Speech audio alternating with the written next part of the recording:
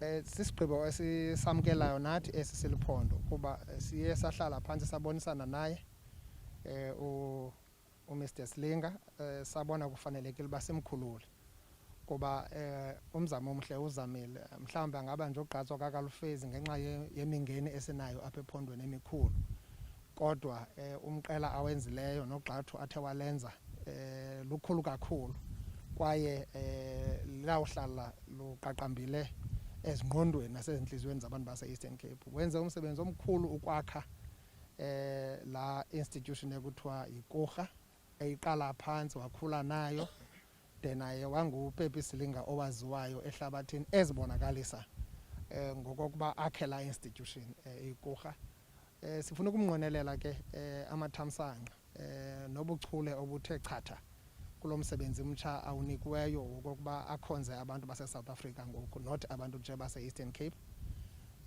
Siyambona kunesakhono esikhulu kwaye unobuchule obubonakalayo njengoba uyazi ba iCOEGA ngoku ayiseyo entity nje ekwazi ukuseva abantu balapha ikhona nakumazwe ase-Afrika apho isebenza khona ngenxa yesakhono esithe sakhiwa pha. Ndiqinisekile ke nesikhokelo sapha ibhodi yapha ayukusokola ukuchonga umuntu olandelayo kuba indlela ebekusetyenzwa ngayo pha ibiyindlela apha ibinika amathuba afanelekileyo nakubafana abasakhulayo bazibonakalise intombi nabafana abasakhulayo. Ndiqinisekile ke bakhona abantu nangoku pha abaredi nakwezinye indawo abanokwazi ufike bangene nje la institution iqhube ibheke phambili.